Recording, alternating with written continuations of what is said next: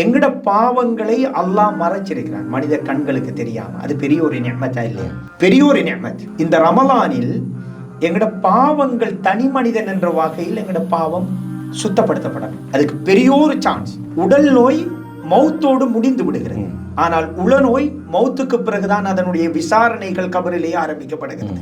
உளநோய் ஆபத்தானது. குர்ஆன் உளநோய்களுக்கான தீர்வு அப்படி என்று அல்லாஹ் சொல்றான். ரமலான் எதிர்பார்க்கும் குடும்ப மாற்றங்கள். ஜென்சி தலைமுறை பெரும் சவால்.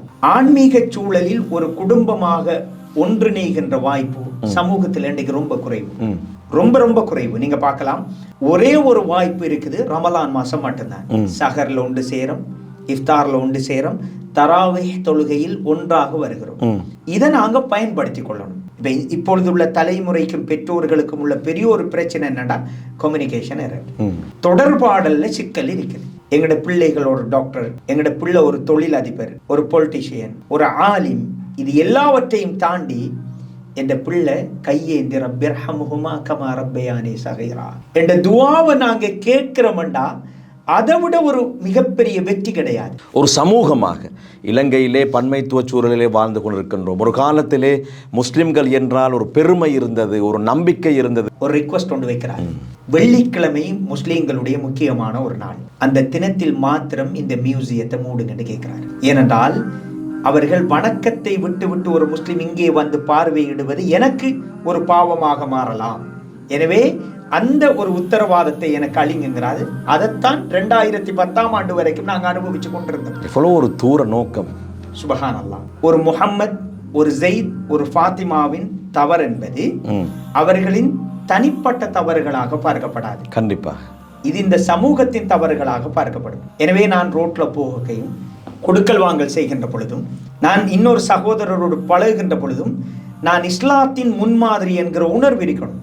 யார் தலைமை கொடுக்கிறது?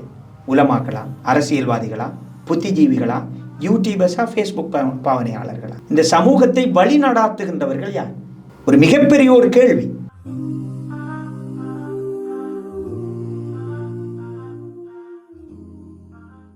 தாய் மண்ணிலும் ஒரு சொந்த இல்லம். அக்கனவு நனவாக இலங்கையில் மனை விற்பனை மற்றும் நிர்மாணத் துறையில் முதன்மை நிறுவனமான ப்ளூ ஓஷனை நாடுங்கள். கேந்திர முக்கியத்துவம் வாய்ந்த இடங்களில் 1110க்கும் மேற்பட்ட அதிநவீன சொகுசு மாடி குடியிருப்புகள். நீங்களும் முதலீடு செய்ய வேண்டுமா? குறிப்பிடப்பட்டுள்ள இலக்கங்களுக்கு இன்றே தொடர்புகளை மேற்கொள்ளவும்.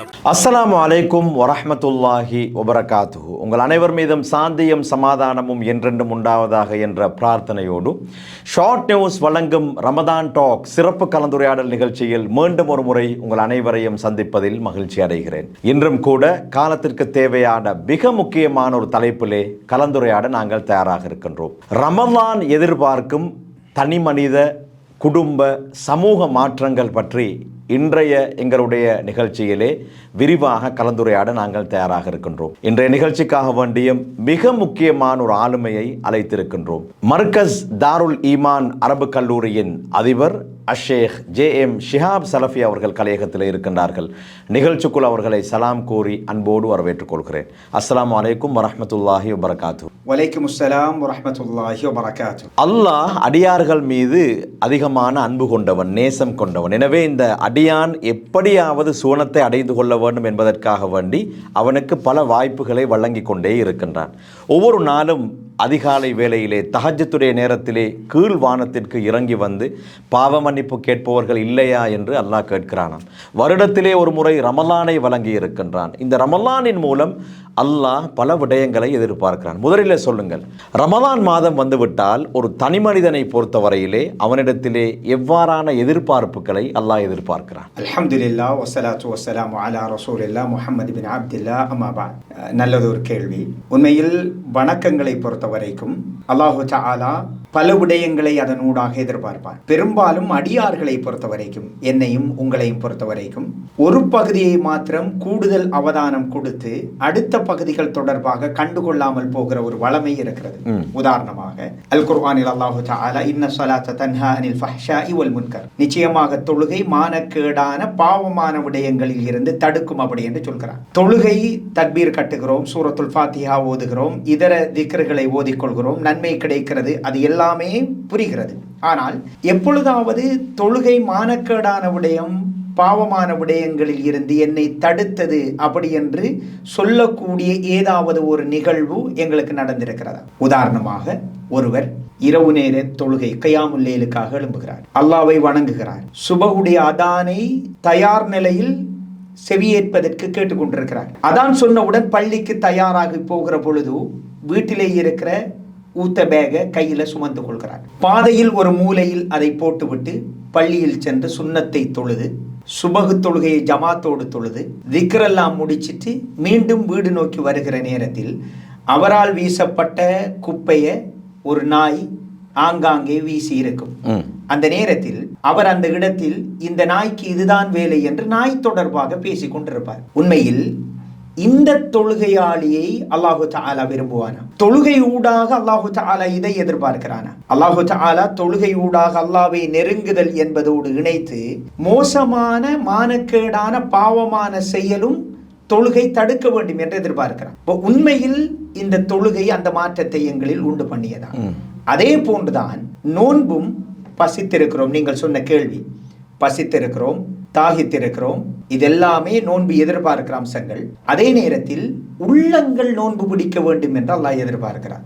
அதனாலதான் ரசூலுல்லாஹி ஸல்லல்லாஹு அலைஹி வஸல்லம் அவர்கள் சொன்னார்கள், யாரொருவர் பொய்யான பேச்சையோ பொய் நடவடிக்கைகளையோ விடவில்லையோ அவர் பசித்திருப்பதிலும் தாகித்திருப்பதிலும் அல்லாஹ்வுக்கு எந்த தேவையும் இல்லை அப்படி என்று ரசூல் ஸல்லல்லாஹு அலைஹி வஸல்லம் அவர்கள் சொல்கிறார்கள். இந்த செய்தி எதை சொல்கிறது? நோன்பினுடைய நோக்கம் தாகித்திருப்பலும் பசித்திருத்தலும் அல்ல, அதை தாண்டி பண்பாட்டு ரீதியான ஒரு மாற்றம். ரசூல் ஸல்லல்லாஹு அலைஹி வஸல்லம் அவர்கள் சொன்னார்கள், நோம்போடு நீங்க இருக்கிறீங்க, ஒருத்தர் உங்களுக்கு ஃபைட்டுக்கு வாரார், அந்த நேரம் நீங்க இன்னி ஸாயிம், நான் நோன்பாளி என்று சொல்லுங்கள். நியாயம் பேசுறது அல்லது அவரை தண்டிக்க போறது அல்லது அவருடைய வாதத்துக்கு மறுப்பு வாதம் பேசுறது அதெல்லாம் தூக்கி வச்சுட்டு நான் நோன்பாளி என்று சொல்லுங்கள். இது ஒரு மனக்கட்டுப்பாட்டு பயிற்சியை நமக்கு தருது. இது தனி மனித வாழ்க்கையில் நோன்பு விடயத்தில் அல்லாஹு தஆலா எதிர்பார்க்கிற ஒரு அம்சம். எனவே இந்த ரமலான் வளமையான ஒரு ரமலான் போன்று இல்லாமல், வளமையாக பொதுவாக நாங்கள் எல்லோருமே எங்களோட கடைசி ரமலானாக இது இருக்கலாம். ரசூல் ஸல்லல்லாஹு அலைஹி வஸல்லம் அவர்கள் சொன்னார்கள், ஒரு அடியானை அல்லாஹ் நேசித்து விட்டால், அல்லாஹ்ட நேசம் என்கிறது முக்கியமானது. உலகத்தில் ஒரு முஸ்லிமுக்கு கிடைக்கிற மிகப்பெரிய ஒரு சொத்து அல்லாஹ்வுடைய அன்பு. அல்லாஹ் ஒரு அடியானை நேசித்து விட்டால் அவரை பயன்படுத்துவான் என்று ரசூலுல்லாஹ் சொன்னாங்க. சஹாபாக்கள் கேட்டாங்க, யா ரசூலல்லாஹ், பயன்படுத்துதல் என்றா என்னன்னு கேட்டாங்க. அல்லாஹ்வுடைய தூதர் சொன்னாங்க, மௌத்து நெருங்குகின்ற நேரத்தில் மௌத்துக்கு முன்னாடி அவரை நற்காரியங்களில் ஈடுபட வைப்பான் அல்லாஹு தஆலா, அதுக்கான சான்ஸை கொடுப்பான். இப்போ இந்த ரமலான் எங்களோட கடைசி ரமலானாக இருக்கலாம். உண்மையில் நிறைய நல்லமல் செய்யணும். அந்த நல்லமல் எங்களோட கல்வில மாற்றத்தை உண்டு பண்ணணும். அது முக்கியமாக இந்த நோன்பிலே எதிர்பார்க்கப்படுற ஒரு விஷயம். இப்போ உதாரணமாக எல்லார நோன்பையும் அல்லாஹ் ஏற்றுக்கொள்வான். ஒருத்தர நோன்பு அப்படியே இருக்கும். 30 வருஷமா நோன்பு பிடிச்சிருப்பார், அல்லாஹ்விடத்தில் அது ஏற்றுக்கொள்ளப்படாது, அப்படியே நிற்கும். யார்? சக சகோதரர்களோடு பேசாமல் இருப்பவர்கள். ஸல்லல்லாஹு அலைஹி வஸல்லம் அவர்கள் சொன்னார்கள், திங்களும் வியாழனும் அமல்களை அல்லாஹ் எடுத்து பார்ப்பான். அந்த நேரத்தில் இது சகோதரர்கள் பேசாமல் இருந்தால் அவர்களின் அமல்களை அல்லாஹ் அப்படியே வச்சிருவார். அவர்கள் 2 பேரும் சமாதானமாகின்ற வரைக்கும். எப்பொழுதாவது ரமலான் வருகின்ற நேரத்தில் நாங்கள் ஒருத்தட்ட மன்னிப்பு கேட்கணும், சலாம் சொல்லணும். யாருக்காவது அநீதி செய்திருப்போம், நிச்சயமாக செய்திருப்போம் மனிதர்கள். அவர்களிடத்தில் நாங்க போய் கட்டி அணைத்து உறவாடணும் என்று நினைச்சிருக்கிறோமா? எனவே ரமலானுடைய எதிர்பார்ப்பு, அல்லாஹ் ரமலான் மூலம் எதிர்பார்க்கிற அம்சம், நாம் புரிந்து வைத்திருக்கிற சஹர், இஃப்தார், கியாமுல் லைல், பசித்திருத்தல், தாகித்திருத்தலை தாண்டி எங்களோட கல்வில நல்லோரு மாற்றம் பெறணும். பறந்து விரிந்த உள்ளங்களாக எங்களுடைய உள்ளம் மாற வேண்டும் என்பதை அல்லாஹு தஆலா எதிர்பார்க்கிறார். அதில் விசேஷமாக இந்த கேள்வியோடு இணைந்த ஒரு அம்சத்தை சொல்கிறேன். இப்போ நாங்கள் தௌபா அல் அஸும் அல தௌபத்தி சாதிகா, இந்த ரமலான்ட முக்கியமான ஒரு நோக்கம் எங்களோட பாவங்கள் களையப்படணும். ஒரு தனி மனிதனாக என்ற பாவங்கள் எல்லாமே களையப்படணும். இங்கே பாவம் செய்யாதவர்கள் யாருமே கிடையாது. இங்கே முன்னாடி சார் இருக்கிறாரு, நான் இருக்கிறேன். எல்லோருக்கும் முன்னாடியும் ஒரு நசீஹத் செய்கிற அளவுக்கு ஒரு இடத்துல வந்து நாங்கள் 2 பேரும் உட்காரமெண்டா எங்கட பாவங்களை அல்லாஹ் மறைச்சிருக்கிறான் மனித கண்களுக்கு தெரியாம. அது பெரிய ஒரு நிஅமத்தா இல்லையா? பெரிய ஒரு நிஅமத். இந்த ரமலானில் எங்கட பாவங்கள் தனி மனிதன் என்ற வகையில் எங்கட பாவம் சுத்தப்படுத்தப்படணும். அதுக்கு பெரிய ஒரு சான்ஸ். ரசூலுல்லாஹ் மிம்பர்ல ஏற நேரத்தில் ஆமீன் சொல்றாங்க. அந்த ஆமீன் தொடர்பாக சஹாபாக்கள் கேட்ட நேரத்தில் ஜிப்ரீல் அலைஹிஸ்ஸலாம் அவர்கள் 3 விடயங்களை சொல்ல நான் ஆமீன் சொன்னேன். அதிலே ஒன்று, ரமலானை அடைந்தும் ஒருவர் பாவம் மன்னிக்கப்படவில்லை என்றால் அவர் நாசமாகட்டும் அப்படி என்கிறார். எங்களோட லைஃப்ல கிடைச்ச பெரிய ஒரு சான்ஸ், ஒரு தனி மனிதனாக இது மிகப்பெரிய ஒரு வாய்ப்பு. எங்களோட பாவம் துடைக்கப்படணும். மூசா அலைஹிஸ்ஸலாம் அவர்களோட காலத்துல ஒரு சம்பவம் நடக்குது. பனு இஸ்ரவேலர்கள் அவங்களோட செய்திகள் 3 விதமாக பிரிக்கலாம். ஒன்று குர்ஆன் ஹதீதுல வந்திருக்கும். 2வது குர்ஆன் ஹதீதுக்கு முரணாக இட்டுக்கட்டப்பட்ட செய்திகளாக இருக்கும். 3வது செய்திகள் குர்ஆன் ஹதீதுக்கு உட்பட்டு இருக்கும், ஆனால் அறிவிப்பாளர் தொடர் பலமா இல்லாம இருக்கும். இப்ப நான் சொல்ல போறது 3வது வகை செய்தி. ரசூலுல்லாஹ் சொன்னார்கள், பனு இஸ்ரவேலர்களை பற்றி பேசுங்கள், பரவாயில்லை என்றாங்க. மூசா அலைஹிஸ்ஸலாத்துடைய காலத்துல மழை இல்லாம இருக்குது, கடுமையான பஞ்சம். மழை வேண்டி அல்லாஹ்விடம் கெஞ்சுகிறார். அல்லாஹ் சொல்கிறான், உங்களுடைய சமூகத்தில் 40 ஆண்டுகளாக ஒருத்தர் பாவத்துடைக்கிறார், அவர் அப்புறப்படுத்துங்கள், மழை பொழியும் என்று சொல்லி அல்லாஹ் சொல்றார். மூசா அலைஹிஸ்ஸலாம் அந்த சமூகத்தை அழைத்து, எங்களில் இருக்கிற ஒருவரால் தான் மழை பொழியவில்லை, தயவு செய்து அவர் ஒதுங்கி விடுங்கிறார். யாரும் வெளியேறல. 2வது விடுத்த சொல்றார், இந்த சம்பந்தப்பட்டவருக்கு என்னை பற்றி தான் பேசப்படுகிறது அப்படிங்கிறது தெரியுது.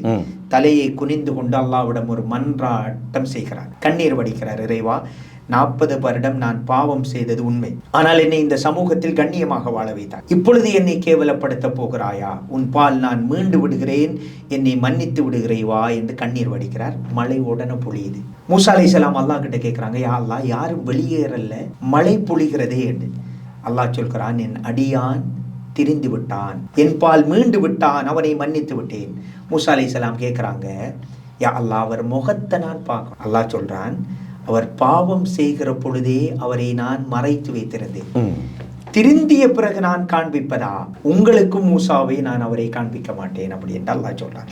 அல்லாஹ்ட அன்பை பாரும். அப்ப இந்த ரமலான் தனி மனிதன் என்ற வகையில் பண்புசார் மாற்றங்கள் எங்கள்கிட்ட வரணும். விசேஷமாக குர்ஆன் திலாவத், நோன்பு நோற்றல், தொழுகை பேணுதல், அது முக்கியமானது. அதை தாண்டி பண்பு சார்ந்து இந்த உள்ள விருத்தி வரணும். அதே போன்று எங்களோட பாவங்கள் களையப்பட்ட ரமலானாக இந்த ரமலானுக்கு விடை கொடுக்கணும். இல்லாட்டி நாங்க பெரியோரு துர்ப்பாக்கியசாலிகளாக மாறுவோம். குர்ஆனோடு நெருக்கமான மாதம் இந்த மாதம். நாங்க எங்களோட லைஃப்ல 2 விதமான நோய் எதிர்கொள்றோம். ஒன்று உடல் ரீதியான நோய், இன்னொன்று உள ரீதியான நோய். குர்ஆன்ல அல்லாஹ் சொல்கிறான், குர்ஆன் ஷிஃபாஉல் லிமா ஃபி சுதூர், உள நோய்களுக்கான மருந்து அதிலே இருக்கிறது அப்படி என்று சொல்றாங்க. நாங்க எல்லோரும் உடல் நோய்க்கு பயம். சின்னொரு வருத்தம் வந்தா கூட பெருசா யோசிப்போம். சில நோய்களோட பேரை சொல்ல கூட பயப்படுவோம். உடல் நோய்க்கு பயப்படுறோம். ஆனால் இஸ்லாமிய கண்ணோட்டத்தில் உடல் நோய் பெரியதா, உள நோய் பெரியதா? உள நோய் நிச்சயமாக. ஏனென்றால் உடல் நோய் மௌத்தோடு முடிந்து விடுகிறது. ஆனால் உளநோய் மௌத்துக்கு பிறகுதான் அதனுடைய விசாரணைகள் கபரிலேயே ஆரம்பிக்கப்படுகிறது. உளநோய் ஆபத்தானது. குர்ஆன் உளநோய்களுக்கான தீர்வு அப்படி என்று அல்லாஹ் சொல்றான். மருந்து மாத்திரைகள் தேவையில்லை, வைத்திய ஆலோசனைகளும் கவுன்சிலிங் தேடி போகிற அவசியம் இருக்க மாட்டாது. குர்ஆனோடு நெருக்கமான தொடர்பு இருந்தால் உள அமைதி, சாந்தி கிடைக்கும். எனவே தனி மனிதன் என்ற வகையில் இந்த ரமலான் எங்களிடம் பல விடயங்களை எதிர்பார்க்கிறது. சுருக்கமான சில பகுதிகளை குறிப்பிட்டிருந்தோம். நிச்சயமாக பல விடயங்களை ஷேக் அவர்கள் ஞாபகப்படுத்தினார்கள். எனவே ஒரு தனி மனிதனாக எவ்வளவு அமல் செய்தாலும் பண்புசார் மாற்றங்கள் அவனிடத்திலே வராவிட்டால் நிச்சயமாக இந்த நோன்பின் மூலமாக அவன் பசித்திருந்ததும் தாகித்திருந்ததும் மாத்திரமே எஞ்சியதாக இருக்குமே தவிர அல்லாஹ்விடத்திலே பிரயோசனமான நோன்புகளாக அவை ஏற்றுக்கொள்ளப்பட மாட்டாது என்ற அடிப்படையிலே பல விடயங்களை ஷேக் அவர்கள் ஞாபகப்படுத்தினார்கள். எனவே நாங்கள் எங்களுடைய வணக்க வழிபாடுகளுடைய விடயத்திலே எவ்வளோ கவனமாக இருக்கின்றோமோ, எவ்வளோ பேணுதலாக இருக்கின்றோமோ, அதே போன்று அஹ்லாக், பண்பு, நல்ல பண்பாட்டோடு நாங்கள் இந்த உலகத்திலே வாழ்வதற்கும் பழகிக்கொள்ள வேண்டும். எங்களுடைய அக்கம் பக்கத்திலே அண்டை வீட்டாரோடு நாங்கள் சரியான முறையிலே அவர்களுடைய ஹக்குகளை பேண வேண்டும். மாத்திரமல்லாமல் பன்மைத்துவ சூழலிலே வாழ்ந்து கொண்டிருக்கின்றோம். இலங்கை போன்ற ஒரு நாட்டிலே நாங்கள் முஸ்லிம் அல்லாத நம்முடைய உறவுகளுக்கு நம்முடைய அஹ்லாக்கை எவ்வளவு தூரம் நாங்கள் காட்ட வேண்டும் என்ற விடயத்திலும் நாங்கள் அவதானத்தோடு நடந்து கொள்ள வேண்டும். அதுதான் ரமலான் எதிர்பார்க்கும் தனி மனித மாற்றம் என்றே சொல்லலாம். மிக அழகாக பல உதாரணங்களை ஷேக் அவர்கள் ஞாபகப்படுத்தினார்கள். இன்றைய தலைப்பிலே 2வது பகுதி ரமலான் எதிர்பார்க்கும் குடும்ப மாற்றங்கள். ஒரு குடும்பமாக எப்பேற்பட்ட மாற்றங்களை இந்த ரமலான் எதிர்பார்க்கின்றது என்பதை நாங்கள் பேசுவோம். நிச்சயமாக நாங்கள் பொதுவாகவே தாய் மண்ணிலும் ஒரு சொந்த இல்லம் அக்கனவு நனவாக இலங்கையில் மனை விற்பனை மற்றும் நிர்மாணத்துறையில் முதன்மை நிறுவனமான ப்ளூ ஓஷனை நாடுங்கள். கேந்திர முக்கியத்துவம் வாய்ந்த இடங்களில் 1110க்கும் மேற்பட்ட அதிநவீன சொகுசு மாடி குடியிருப்புகள். நீங்களும் முதலீடு செய்ய வேண்டுமா? குறிப்பிடப்பட்டுள்ள இலக்கங்களுக்கு இன்றே தொடர்புகளை மேற்கொள்ளவும். ஒரு குடும்பமாக ஒரு சுற்றுலா செல்ல வேண்டுமாக இருந்தால் ஒரு தயார் ஆயத்தம் செய்கிறோம். ஒரு திருமண நிகழ்வு என்றால் அதற்கான ஆயத்தங்களை செய்து விடுகிறோம். ரமலான் என்பது ஒரு மிகப்பெரிய ஒரு பொக்கிஷம், புதையல். அல்லாஹு தஆலா நிறைய படைப்புகளை படைத்திருக்கிறான். மனித படைப்பில் உயர்ந்ததாக ரசூல்மார்களை ஆக்கியிருக்கிறான். பூமியை படைத்து மக்கா மதீனாவை புனித பூமியாக மாற்றியிருக்கிறான். சுவர்க்கத்தை படைத்து ஜன்னத்துல் ஃபிர்தௌஸை உயர்ந்த சுவர்க்கமாக மாற்றியிருக்கிறான். உணவை படைத்து ஜம்சம் நீரை பரக்கத் பொருந்திய ஒரு நீராக மாற்றியிருக்கிறான். அதே போன்று காலத்தை படைத்து இறைவன் ரமலான் மாதத்தை பொக்கிஷமான அடையாளப்படுத்தி இருக்கிறார். எனவே ஒரு குடும்பமாக இதை மொத்தமும் அந்த நன்மையை அடைந்து கொள்வதற்கு நாங்கள் என்ன செய்கிறோம் என்பது முக்கியமானது. ஸல்லல்லாஹு அலைஹி வஸல்லம் அவர்கள் ஷஅபானிலே அதற்கான தயார் ஆயத்தங்களை செய்திருக்கிறார். அல்லாஹ்வுடைய தூதர் தன் குடும்பத்தை தயார் நிலையில் வைத்திருந்தார்கள் அப்படி என்கிற செய்திகளை நாங்கள் பார்க்கக்கூடியதாக இருக்கிறது. அந்த வகையிலே உண்மையில் பெற்றோர்களை பொறுத்தவரைக்கும் முன்பிருந்த பெற்றோர்களை விட இப்பொழுது உள்ள பெற்றோர்கள் குழந்தை வளர்ப்பில் பெரும் சவால்களை எதிர்கொள்கிறார்கள் என்பதை மறப்பதற்கில்லை. ஜென்சி தலைமுறை பெரும் சவால். ஆன்மீக சூழலில் ஒரு குடும்பமாக ஒன்றிணைகின்ற வாய்ப்பு சமூகத்தில் இன்றைக்கு ரொம்ப குறைவு, ரொம்ப குறைவு. நீங்க பார்க்கலாம், ஒரே ஒரு வாய்ப்பு இருக்குது, ரமலான் மாசம் மட்டும்தான். சஹர்ல ஒன்று சேரும், இஃப்தார்ல ஒன்று சேரும், தராவீஹ் தொழுகையில் ஒன்றாக வருகிறோம். இதை நாங்க பயன்படுத்தி கொள்ளணும். குறிப்பாக எங்களோட பிள்ளைகள் நாங்க அவர்களுக்கு சொத்துக்கள், வீடுகள், வாகனங்களை விட்டு செல்லுதல் என்பது முக்கியமானதுதான். அதைவிட தீண்ட சூழலில் அவர்களை விட்டு செல்லுதல் என்பது ஒரு முஸ்லிம் பெற்றோராக நாங்கள் அடைகிற மிகப்பெரிய ஒரு மகிழ்ச்சியும் சந்தோஷமும் அது. அப்ப அதற்கான ஆயத்தங்களை இந்த ரமலான்ல செய்யணும். இப்பொழுது உள்ள தலைமுறைக்கும் பெற்றோர்களுக்கும் உள்ள பெரிய ஒரு பிரச்சனை என்னன்னா கம்யூனிகேஷன் எரர், தொடர்பாடல்ல சிக்கல் இருக்குது. இப்ப சில சஹாபாக்கள் நபிமார்களுடைய சில வரலாறுகளை குறிப்பிடுகிறேன் பாருங்கள். உமர் பின் அப்துல் அசீஸ், இரண்டாம் உமர் என்று சொல்லப்படக்கூடியவர், உமையாக்களின் முக்கியமான ஒரு ஹலீஃபா, ஒரு சாம்ராஜ்யத்தை ஆண்டவர். அவர் இஸ்லாமிய சாம்ராஜ்யத்தை தூக்கி பிடித்தவர். மௌத்தாகிற டைம் 40 வயசுல மௌத்தாகிறார். அவரை பிள்ளையில கூப்பிடுறார். 40 வயசுண்டா அவருக்கு சின்ன வயசு, பிள்ளைகளும் சின்ன வயதுல தான் இருந்திருப்பாங்க. அவர்களின் தோற்றத்தில் ஏழ்மை தெரிகிறது. அவர் விரும்பியிருந்தால் துனியாவையே சொந்தமாக்கி கொடுத்திருக்கலாம். அவர் சொல்றார், உங்களுடைய தந்தைக்கு 2 தெரிவு சுதந்திரங்கள் அளிக்கப்பட்டது.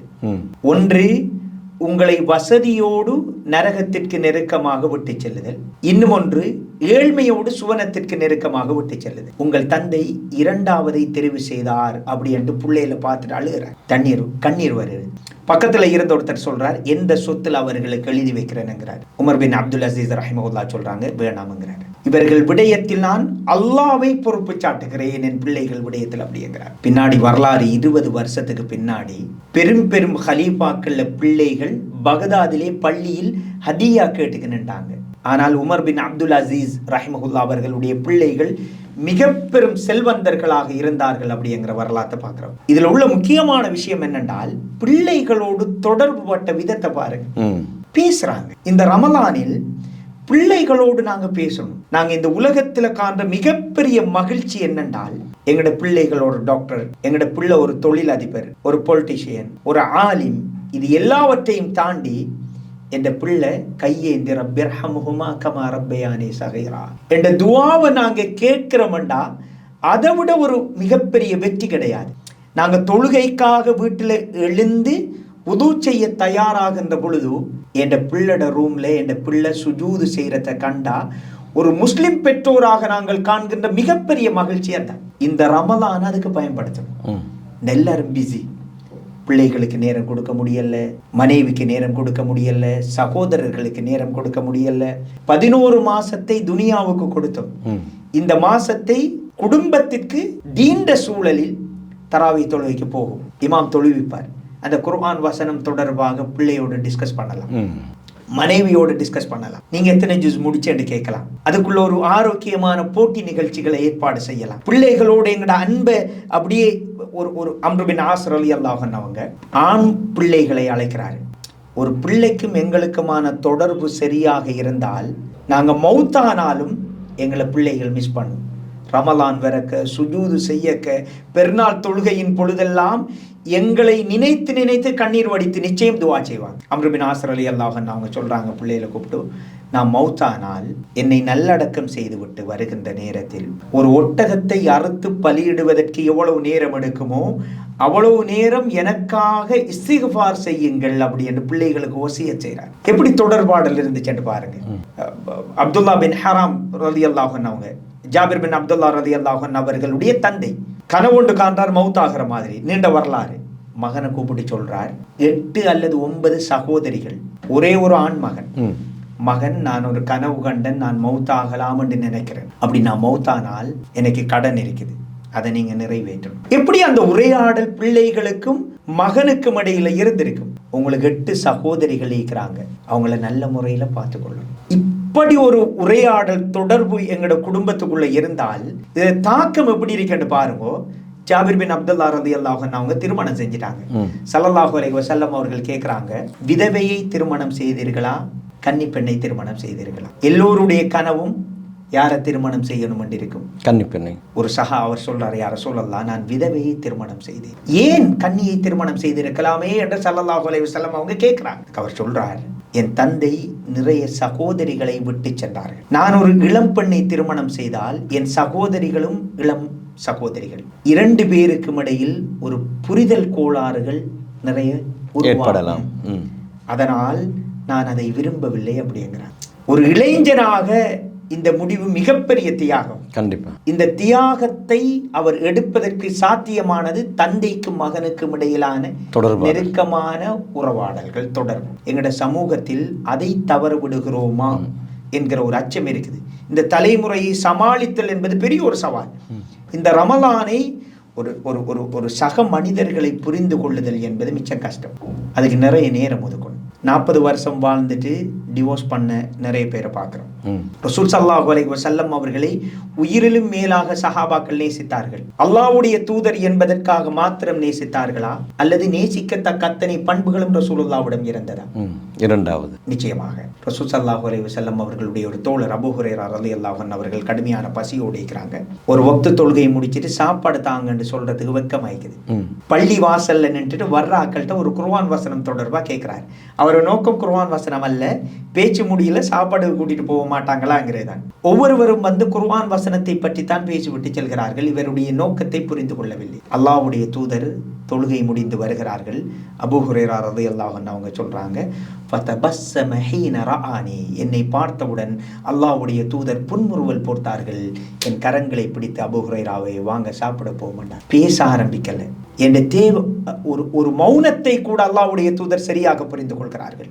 நாங்கள் வார்த்தைகளை கூட தவறாக புரிந்து கொள்கிறோம். எங்களுடைய பிள்ளைகள், என் மனைவி, என் சகோதரி, என் இரத்த உறவுகள் எல்லோருடைய உணர்வுகளையும் தேவைகளையும் புரிந்து கொள்வதற்கு ஒரு நல்லது ஒரு உரையாடல் தொடர்பு இருக்கணும். அந்த தொடர்பை இந்த ரமலான் தருமாக இருந்தால் அது மிகப்பெரிய ஒரு வெற்றி. அதை இந்த இடத்தில் எனக்கும் உங்களுக்குமாக பதிவு செய்யலாம் என்று நினைக்கிறேன். கண்டிப்பாக பல பயனுள்ள விடயங்களை ஷேக் அவர்கள் ஞாபகப்படுத்தினார்கள். குறிப்பாக இந்த ரமலானுடைய 2வது நாளிலே நானும் நீங்களும் கேட்ட மிக கவலைக்குரிய ஒரு செய்திதான், புத்தளம் ரத்மல்யாய பகுதியிலே 16 வயதுடைய ஒரு இளைஞன் ஒரு 72 வயதுடைய ஒரு தந்தையை, 5 குழந்தைகளுடைய தந்தையை கொலை செய்தான் என்ற சம்பவம். ஷேக் அவர்கள் ஞாபகப்படுத்தினார்கள், பெற்றோர்களுக்கும் பிள்ளைகளுக்குமான உறவு எப்படி இருக்க வேண்டும் என்று. நாங்கள் தவறிவிட்டோம். இன்று எங்களுடைய பிள்ளைகளை நாங்கள் சரியான முறையிலே அவர்களுக்கான நேரங்களை வழங்காமைதான் அவர்கள் போதையின் பக்கமும் இன்னொரென்ன மோசமான செயல்களுக்கு பின்னாலும் அவர்கள் செல்கிறார்கள். எனவே தயவு செய்து இந்த ரமலான் உங்களிடத்தில் எதிர்பார்க்கக்கூடிய மிக முக்கியமான மாற்றமாக இந்த மாற்றத்தை எதிர்பார்க்கிறது. குடும்பங்களாக நீங்கள் அனைவரும் ஒன்று சேருங்கள். இஃப்தாருடைய வேளையிலே, சஹருடைய வேளையிலே குடும்பமாக எப்படி ஒன்று சேர்கிறீர்களோ, ரமலான் அல்லாத காலங்களிலும் குடும்பத்திற்கென்று நேரங்களை ஒதுக்குங்கள் என்பதுதான் இந்த ரமலான் உங்களிடத்தில் எதிர்பார்க்கின்றது. நிச்சயமாக அவற்றை செய்வீர்கள் என்ற நம்பிக்கையோடு 3வது விடயம், ஒரு சமூகமாக இலங்கையிலே பன்மைத்துவ சூழலிலே வாழ்ந்து கொண்டிருக்கின்றோம். ஒரு காலத்திலே முஸ்லிம்கள் என்றால் ஒரு பெருமை இருந்தது, ஒரு நம்பிக்கை இருந்தது. முஸ்லிம் அல்லாத நம்முடைய உறவுகள் முஸ்லிம்கள் மீது அளவு கடந்து அன்பு கொண்டார்கள். முஸ்லிம்களுக்கு ஏதாவது ஒரு பிரச்சனை என்றால் அவர்கள் வந்து தோளை கொடுத்தார்கள். இன்று நிலைமை மாறி இருக்கின்றது. நம்பிக்கை மோசடி செய்யக்கூடியவர்கள், தொழிலை ஏமாற்றம் செய்யக்கூடியவர்கள், அப்படியாப்பட்டவர்கள், இப்படியாப்பட்டவர்கள், தொப்பி பிரட்டிகள், இப்படி பல மோசமான பெயர்களை வாங்கிவிட்டோம். ஒரு சமூகமாக இந்த ரமலான் எம்மிடத்திலே இவற்றை எதிர்பார்க்கிறது. மிகச்சிறந்தது ஒரு கேள்வி. உண்மையில் ரமலானில் முஸ்லிம் சமூகத்திற்கு கிடைத்த வெற்றிகள் என்பது மிகப்பெரியது. பத்ர் யுத்த வெற்றி, மக்கா வெற்றி, இஸ்லாத்தின் ஒரு முக்கிய தூண்கள் என்று அடையாளப்படுத்தப்படுகின்ற வெற்றிகளை பார்த்தால் மக்கா வெற்றி, பத்ர் வெற்றி, அதே போன்று ஸ்பெயின் வெற்றி கொள்ளப்பட்டதெல்லாமே ரமலான் மாதங்கள் தான் நடந்தது. நீங்கள் குறிப்பிட்டதை போன்று முஸ்லிம் சமூகம் இலங்கை உலகத்தில் சிறுபான்மை சமூகமாக வாழ்கின்ற முஸ்லீம்களில் இலங்கை வாழ் முஸ்லீம்கள் எங்களுடைய முன்னோர்களிடம் இருந்த நேர்த்தி என்னை பொறுத்தவரை உலகத்தில் வேறு எங்கேயும் இருக்கவில்லை. அப்படி ஒரு கட்டமைப்பு நேர்த்தி இருந்தது. ஆனால் தற்பொழுது எங்களுடைய சமூகத்தின் நிலைமை எப்படி இருக்கிறது என்றால், ஒரு மயில் மாதிரி. ஒரு மயில் தண்ட அழகை பார்க்கணும்னா முன்னாடி பார்க்க இயலாது, திரும்பி பின்னாடி தான் பார்க்கணும். இலங்கை முஸ்லீம்களுடைய அழகையும் பின்னாடி தான் பார்க்க வேண்டியது, முன்னாடி எதுவுமே கிடையாது. நாம் இந்த சூழலில், இந்த நல்ல மாதத்தில் எங்களோட முன்னோர்கள், இலங்கை வாழ் முன்னோர்களிடம் இருந்த நட்பண்புகளை உள்வாங்கிக் கொண்டாலே அல்ஹம்துலில்லா நல்ல ஒரு மாற்றத்தை எதிர்பார்க்கலாம். பெரிய வரலாறு படிக்க தேவையில்லை, ஒன்று தேவையில்லை. அவங்களோட பிளட் தான் எங்கட, அவங்கள்ட்ட இருக்கிறத கேட்ச் பண்ணா சரி. முதலாவது ஒரு அம்சம், அதாவது இன்றைக்குள்ள நான் இதை ஆன்மீக துறை சார்ந்தவர்களும் தான், அரசியல் துறை சார்ந்தவர்களும் தான், சமூக பணி செய்கின்ற எல்லோரும் தான், குறியீட்டு அடையாளங்களில் கூடுதல் கவன குவிப்பு இருக்கிறதே தவிர சமூகம் சார்ந்த அம்சங்கள் இரண்டாம் பிடித்தமும் குறியீட்டு அடையாளங்களில் கூட கவனம் எடுக்கிறாங்க. ஒரு சம்பவத்தை சொல்றேன். கொழும்புல இருக்கிற மியூசியம், என் நினைவு சரியாக இருக்குமாக இருந்தால் 2010ஆம் ஆண்டு வரைக்கும் வெள்ளிக்கிழமை மூடப்பட்டுச்சு. அதுக்கு பின்னாடி பெரிய ஒரு வரலாறு ஒன்று இருக்குது. ஆங்கில ஆட்சியில் ஒரு ஆளுநர் ஒரு மியூசியம் ஒன்று அமைக்கணும் என்று நினைக்கிறாரு. அந்த நேரம் கட்டடக்கலை நிபுணராக இருந்த வாப்பிச்சி மரைக்கார கூப்பிட்டு தேசிய முக்கியத்துவம் வாய்ந்த ஒரு பொறுப்பை கொடுக்கிறாரு. அந்த பொறுப்பு கொடுக்கப்பட்ட நேரத்தில் அவர் திறம்பட அதை செய்கிறாரு. அதை திறப்பு விழா செய்கிற நேரத்தில் அதனோடு சம்பந்தப்பட்ட பெரேரா என்கிற ஒருவர் தச்சு பொறுப்பு வேலைகளை செய்தவர், அவருக்கு ஒரு விசேட கௌரவ நாமம் கொடுக்கப்படுது. வாப்பிச்சி மரைக்காரை பெரிய அளவுல கௌரவிக்கணும் என்று ஆளுநர் ரெடி ஆகிறார். சேர் பட்டம் என்பது பிரித்தானிய அரசினால் கொடுக்கப்படுகிற மிகப்பெரிய உயர் விருது.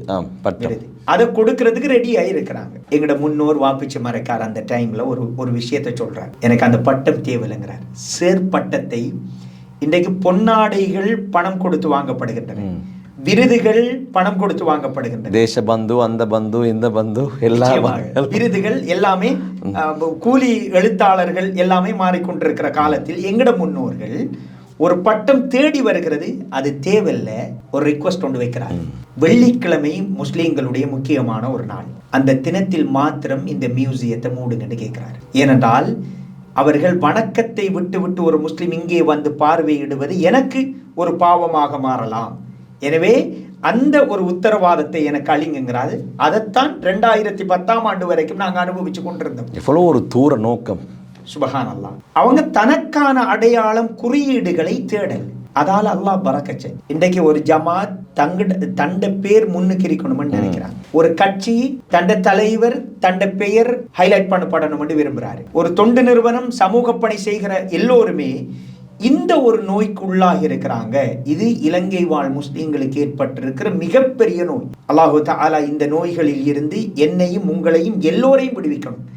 இப்ப பாருங்க, இலங்கையில பள்ளிகள் அமைந்திருக்கிற இடங்களை பாருங்க. இன்றைக்கு 1000 கோடி இருந்தாலும் அப்படியான ஒரு இடத்துல என்ன செய்யலாது, இடமே எடுக்க முடியாது. மதரசாக்களை பாருங்க, அதுல சொத்து விவரங்களை பாருங்க. எங்களோட முன்னோர்கள் செய்ததுதான். இப்போ உள்ள தலைமுறை அதை எப்படி பறிக்கலாம் என்று தொடர்பாக யோசித்துக் கொண்டிருக்கிற ஒரு காலம். எனவே முக்கியமான ஒரு அம்சம், நாங்கள் திருந்த வேண்டிய, மாற்ற வேண்டிய ஒரு அம்சம், குறியீட்டு அடையாளங்களை தவிர்த்து நாங்கள் எல்லோரும் பணி செய்ய வேண்டிய ஒரு அம்சம் இருக்குது. அதே போன்று இன்னொரு அம்சம் இருக்கிறது. நாங்கள் ஒரு பல்லின சமூகத்தில் வாழ்றோம். இந்த சமூகத்தில் ஒரு முஹம்மத், ஒரு ஜெயித், ஒரு ஃபாத்திமாவின் தவறு என்பது அவர்களின் தனிப்பட்ட தவறுகளாக பார்க்கப்படாது. கண்டிப்பாக இது இந்த சமூகத்தின் தவறுகளாக பார்க்கப்படும். எனவே நான் ரோட்ல போகையும், கொடுக்கல் வாங்கல் செய்கின்ற பொழுதும், நான் இன்னொரு சகோதரரோடு பழகுகின்ற பொழுதும் நான் இஸ்லாத்தின் முன்மாதிரி என்கிற உணர்வு இருக்கணும். ஸல்லல்லாஹு அலைஹி வஸல்லம் அவர்கள் அவங்களோட வைஃப் ஆயிஷா ரலியல்லாஹு அன்ஹா அவங்கள்ட்ட ஒரு அவதூறு வருது. அவங்கள பற்றி பிள்ளையா பேசிட்டாங்க. அது பிள்ளையான அவதூறு. அதை பலர் பரப்புறாங்க. அல்லாஹு தஆலா வஹி சூரத்து நூரை இறக்கி அது பிழை, பொய் சொன்னவங்க, வதந்தி பரப்பினவங்க தண்டிக்கப்படணும்னு சொல்லி சொல்றாங்க. எல்லாரையும் ரசூல் ஸல்லல்லாஹு அலைஹி வஸல்லம் அவங்க தண்டிக்கிறாங்க.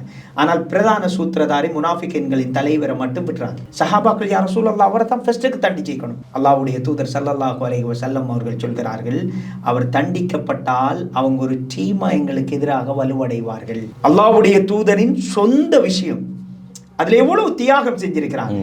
இந்த விடயம் ரிவெஞ்ச் எடுக்க போனா எங்களோட சமூகத்துக்கு எதிராக வரும் என்பதனால் அதை அப்படியே விடுறாங்க. இந்த உணர்வோடு வாகனம் ஓட்டி இருக்கிறோமா? இந்த உணர்வோடு கொடுக்கல் வாங்கல் செஞ்சிருக்கிறோமா? இந்த உணர்வோடு அரசியல் செஞ்சிருக்கிறோமா? இந்த உணர்வோடு பார்லிமெண்ட்ல ஒரு ஸ்பீச் பேசியிருக்கிறோமா? இந்த உணர்வோடு ஒரு கட்டுரை எழுதியிருக்கிறோமா? சகோதரர்களே, எங்களோட முன்னோர்கள் இதுல மிச்சம் கவனமாக இருந்திருக்கிறார்கள். அப்படிங்கிறதுக்கு கண்டி கிளாக் டவர் ஒரு பெரிய எடுத்துக்காட்டு. இஸ்மாயில் ஆஜியார் ஏதாவது ஒன்று செய்யணும், மகண்ட பேர்ல மௌத்தான. ஆனால் இது வந்துட்டு சமூகத்திற்கும் நட்பெயரை கொண்டுவரணும், தேவையான ஒரு வேலை. எங்கடாக்கள் எல்லாத்தையும் பள்ளியில கொண்டு போய் சேர, பள்ளிக்கு நல்ல விஷயம், பள்ளி அவசியமானது, முதன்மையானது. ஆனா ஒரு முஸ்லீம் பெண்கள் பாடசாலையில வாஷ்ரூம் மோசமாயிருக்கும், அது தொடர்பாக கவனம் எடுக்கிறதுக்கு நிறைய பேர் இல்லை. எனவே இதுல முக்கிய அவர் இந்த சமூகத்திற்காக அல்லாஹ்வுக்காக அந்த பணியை செய்தார். இன்று வரைக்கும் குளக் டவர் கண்டியில் அப்படி இருக்குது. முஸ்லீம்களுக்கு நல்ல ஒரு பேரை கொண்டாந்துச்சு, இஹ்லாஸா செஞ்சாங்க, தேவையான வேலையை செஞ்சாங்க. மிக முக்கியமான ஒரு அம்சம், முஸ்லீம்களுக்கு நட்பெயர் என்கிற ஒரு முக்கியமான ஒரு விஷயம் இருக்குது. அதை இஹ்லாஸா செய்கிற பொழுது அது மிகப்பெரிய அளவில் வந்து சேரும் அப்படிங்கிறத புரியணும். இன்றைக்கு எங்களோட சமூகத்தில் இதை வெளிப்படையாக சொல்றதுல ஒன்றும் பிரச்சனை இருக்காதுன்னு நினைக்கிறேன். யார் தலைமை கொடுக்கிறது? உலமாக்களா, அரசியல்வாதிகளா, புத்திஜீவிகளா, யூடியூபர்ஸா, ஃபேஸ்புக் பாவனையாளர்களா? இந்த சமூகத்தை வழி நடாத்துகின்றவர்கள் யார்? ஒரு மிகப்பெரிய ஒரு கேள்வி. எனவே இந்த ரமலானில் நாங்கள் நிறைய துவா செய்யணும் இந்த சமூகத்துக்காக. எங்களோட முன்னோர்கள் நல்ல தடயங்களையும் நல்ல சூழலையும் எங்களுக்கு பரிசளித்து விட்டு மௌத்தாகிக்கிறாங்க. அதை எங்களோட அடுத்த தலைமுறைக்கு நாங்கள் கொடுக்க வேண்டிய அமானிதம் இருக்கு. இல்லாட்டி நிச்சயமாக அல்லாஹ்விடத்தில் நாங்கள் கேள்வி கணக்குக்கு உட்படுத்தப்படுவோம் என்பதை புரிந்து கொள்ளணும். அல்லாஹு தஆலா இந்த சமூகத்தை ஒரு வெற்றிகரமான ஒரு சமூகமாக மாற்றணும். அதுக்கு நிறைய துவா செய்வோம், உள்ளத்தில் நிறைய இஹ்லாஸ் தரணும். இறுதியான ஒரு அம்சம், உயர் பதவிகள். இந்த கவர்மெண்ட் வந்துச்சு, ஒரு முஸ்லீம் கேபினட் மினிஸ்டர் இல்லைன்னு எல்லாரும் வருத்தப்பட்டோம். அந்த வருத்தம் நியாயமானது. ஆனால் உயர் பதவிகள், அமைச்சுகள் மாற்றப்படலாம், அரசாங்கம் மாற்றப்படலாம். ஆனால் சில SLAS ஆபீசர்ஸ், மினிஸ்ட்ரி செக்ரட்டரி, சில உயர் பதவிகள் மாற்றத்துக்குள்ளாகாத கல்வி முறை ஊடாக தெரிவு செய்யப்படுற உயர் பதவிகள் இருப்பாங்க. எங்களோட முன்னோர்கள் அதுல மிச்சம் கவனமா இருந்தாங்க. ஜெயில ஒரு முஸ்லீம் அதிகாரி வந்ததால தான் ஒரு தொழுகை அவரது அவசியம்ங்கிற ஒரு பள்ளி வாயில கொண்டாந்தாங்க. எங்களோட பிரச்சனையை நாங்க புரிஞ்சு கொள்றதுக்கும் எங்களோட பிரச்சனையை இன்னொருத்தர் புரிந்து கொள்றதுக்கும் வித்தியாசம் இருக்குது. அதுக்கு சமூகமாக இந்த தயாராயத்தங்களை செஞ்சோம். நிறைய SLAS ஆஃபீஸர்ஸ் மாதிரி இன்றைக்கு வந்துட்டு ஓய்வு நிலைக்கு போயிருக்கிறாங்க. அதை ஈடு செய்யறதுக்கு எங்களோட முஸ்லீம் சமூகத்தில் அடுத்த தலைமுறை இல்லை. எல்லோரும் தொழில்சார் கல்வியை நோக்கி நகர்ந்து இருக்கிறாங்க. நல்ல விஷயம், அதில் நிறைய பரக்கத் கிடைக்குது. ஆனால் ஒரு சமூகமாக தோற்று போகிறோம். ஒரு 15 வருடத்தில் 20 வருடத்தில் ஒரு முஸ்லீம் DS இருக்க மாட்டாங்க, ஒரு முஸ்லீம் பிரின்சிபல் இருக்க மாட்டாங்க, ஒரு முஸ்லீம் மினிஸ்ட்ரி செக்ரட்டரி இருக்காத ஒரு சூழல் உருவாகும்.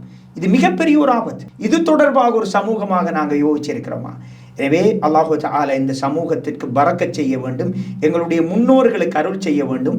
அவங்க செயற்பட்ட விதத்தை நாங்கள் கெச் பண்ணாலே போதுமானது. நிச்சயமாக அற்புதமான பல விடயங்களை ஷேக் அவர்கள் உணர்வுபூர்வமாகவே ஞாபகப்படுத்தினார்கள். அதாவது எமது முன்னோர்கள் எமக்காக வேண்டியும் இந்த நாட்டுக்காக வேண்டியும் இஹ்லாஸாக உள தூய்மையோடு செய்த அந்த பணிகளை இன்றும் நாங்கள் ஞாபகப்படுத்தி கொண்டே இருக்கின்றோம். ஒவ்வொரு சுதந்திர தினத்திலும் நமது முன்னோர்கள் ஞாபகப்படுத்தப்படுகிறார்கள். அதே போன்று நாமும் எம்முடைய முன்னோர்கள் செய்ததை போன்று இந்த பன்மைத்துவ சூழலே இலங்கையிலே வாழக்கூடிய நேரத்திலே முஸ்லிம் அல்லாத நம்முடைய உறவுகளுக்கு மத்தியிலே இந்த சமூகம் தலை நிமிர்ந்து வாழ வேண்டும் என்றால் எங்களுடைய சமூக மாற்றத்திலே நாங்கள் மிக பிரதானமானவர்களாக திகழ வேண்டும். அந்த சமூக மாற்றத்தை நாங்கள் அனைவரும் ஒரு சமூகமாக சிந்தித்து இந்த ரமலானில் இருந்தாவது அவற்றை நாங்கள் எடுத்து எதிர்காலத்திலே மீண்டும் நாங்கள் பழமைக்கே திரும்ப வேண்டும் என்பதை ஞாபகப்படுத்தி கொண்டு இந்த சிறப்பான கலந்துரையாடலை இத்தோடு நிறைவுக்கு கொண்டு வருகின்றேன். என்னுடைய அழைப்பை ஏற்று மிக நீண்ட தூரம் பிரயாணம் செய்து கலையகத்திற்கு வந்து என்னுடைய எல்லா வினாக்களுக்கும் பதில்களை வழங்கி நல்ல பல ஆலோசனைகளை பகிர்ந்து கொண்ட மர்கஸ் தாருல் ஈமான் அரபு கல்லூரியின் கௌரவ அதிபர் ஷேக் JM ஷிஹாப் சலஃபி அவர்களுக்கு நன்றிகளை தெரிவித்துக் கொள்கின்றேன். ரொம்ப நன்றி. ஜஸாக்குமுல்லாஹ் ஹைரன். பாரக்கல்லாஹு ஃபீக்கும். இன்னும் ஒரு ரமதான் டாக் நிகழ்ச்சியிலே உங்கள் அனைவரையும் சந்திக்கும் வரை ஒளிப்பதிவாளர் ஷஹனியோடு விடைபெற்றுக் கொள்கின்றேன். நன்றி. அஸ்ஸலாமு அலைக்கும் வரஹ்மத்துல்லாஹி வபரகாத்துஹு. தாய் மண்ணிலும் ஒரு சொந்த இல்லம். அக்கனவு நனவாக இலங்கையில் மனைவிற்பனை மற்றும் நிர்மாணத்துறையில் முதன்மை நிறுவனமான ப்ளூ ஓஷனை நாடுங்கள். கேந்திர முக்கியத்துவம் வாய்ந்த இடங்களில் 1110க்கும் மேற்பட்ட அதிநவீன சொகுசு மாடி குடியிருப்புகள். நீங்களும் முதலீடு செய்ய வேண்டுமா? குறிப்பிடப்பட்டுள்ள இலக்கங்களுக்கு இன்றே தொடர்புகளை மேற்கொள்ளவும்.